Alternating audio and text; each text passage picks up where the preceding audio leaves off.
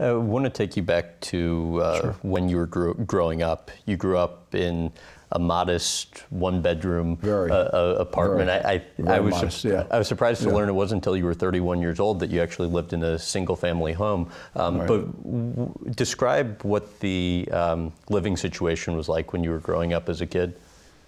Well, it was a very modest one-bedroom apartment with a single bathroom. My mother and father, who passed away when I was 15, but when he was alive, they slept on, I think they call it a divan. I think it's a sofa you'd pull out in the foyer. And my brother and I shared the one bedroom. We all shared the bathroom.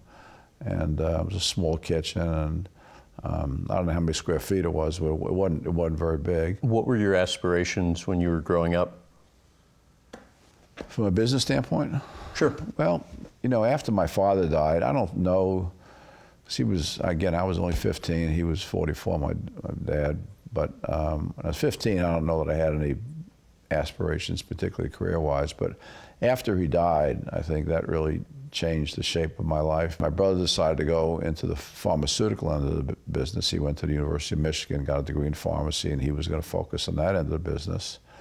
Then I would go ahead and get a business degree and focus on the business end of the business, and the two of us would take over the business in the interim. My mother, who was a very young woman when my dad died, she was 37 years old. I didn't realize how young she was at the time, but she was a young woman then.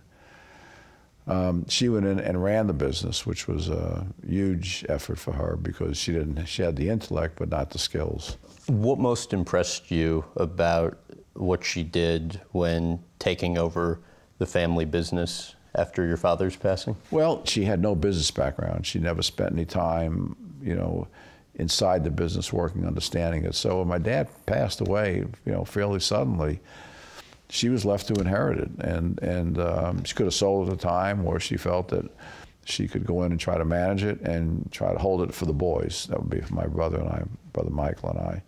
And the fact that at her age she compromised, gave back a lot of her life, and worked very long hours in an industry that she really didn't understand, and created a name for herself, a name for our company, and was able to eventually sell it to a large public company and really secure the family's financial well-being for a long time. Is, you know, is a great tribute to her.